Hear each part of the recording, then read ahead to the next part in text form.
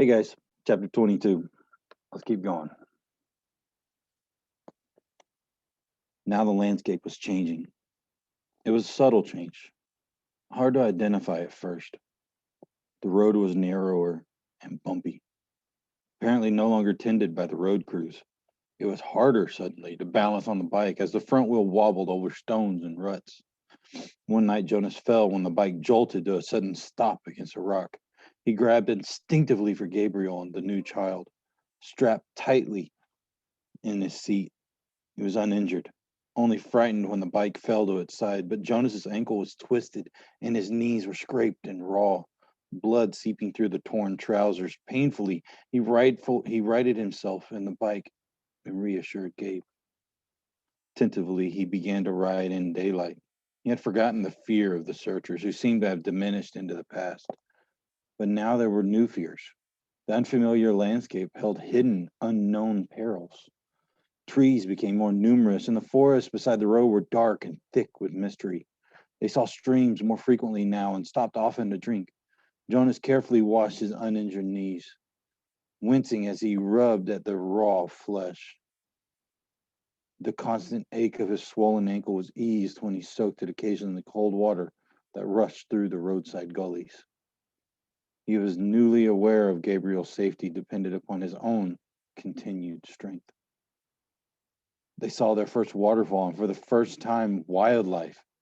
Plane, plane, Gabriel called, and Jonas turned swiftly into the trees, though he had not seen planes in days, and he did not hear any aircraft engine now.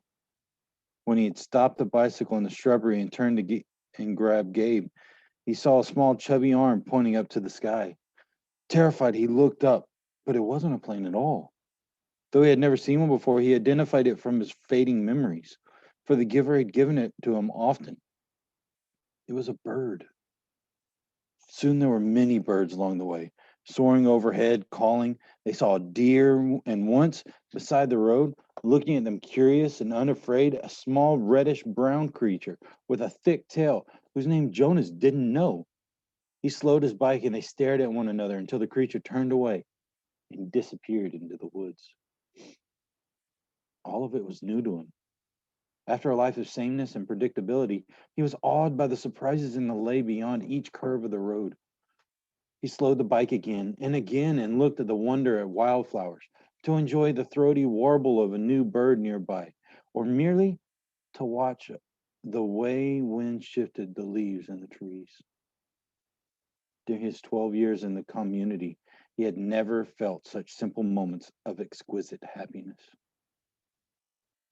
But there were desperate fears building in him now as well. The most relentless of his new fears was that they would starve.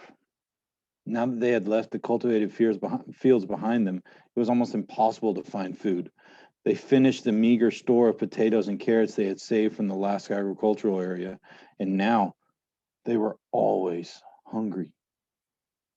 Jonas knelt by a stream and tried without success to catch a fish with his hands. And frustrated, he threw rocks into the water, knowing even if he did so, it was useless. And finally, in desperation, he fashioned a makeshift net, looping the strands of Gabriel's blanket around a curved stick. After countless tries, the net yielded two flopping silvery fish. And methodically, Jonas hacked them into pieces with a sharp rock and fed the raw shreds to himself and to Gabriel. They ate some berries and tried without success to catch a bird.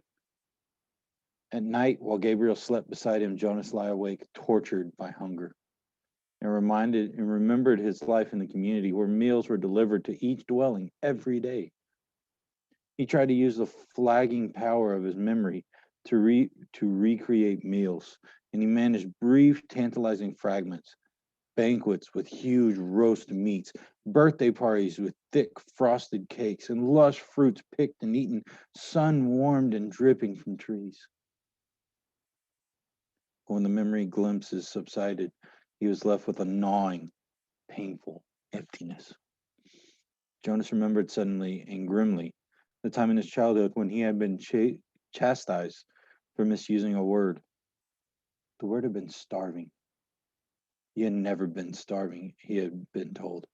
You never will be starving. Now he was. If he stayed in the community, he would not be. It's as simple as that.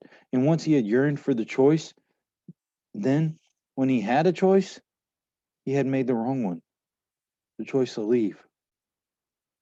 And now he was starving. But if he stayed, his thoughts continued. If he had stayed, he would have starved in other ways. He would have lived a life hungry for feelings, for color, for love. And Gabriel? For Gabriel, there wouldn't have been no life at all. So there had not really been a choice. It became a struggle to ride a bicycle as Jonas weakened from lack of food, and he realized at the same time that he was encountering something he had long time yearned to see: hills. His sprained ankle throbbed as the force pedaled downward in an effort that was almost beyond him. And the weather was changing. It rained for 2 days. Jonas had never seen rain, though he'd experienced it often in the memories.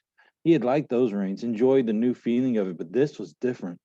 He and Gabriel became cold and wet, and it was hard to get dry, even when the sunshine occasionally followed. Gabriel had not cried during the long, frightening journey. Now he did. He cried because he was hungry and cold and terribly weak. Jonas cried too for the same reasons, and another reason as well. He wept because he was afraid now that he could not save Gabriel. He no longer cared about himself. Yeah, guys, chapter 22 questions. 2 questions for you. Number 1, how is the landscape changing? What was happening with the landscape? And number 2, what are new dangers? What are some of the things that he was encountering? All right, guys. Second to last chapter. We got one more to go. See you in a bit.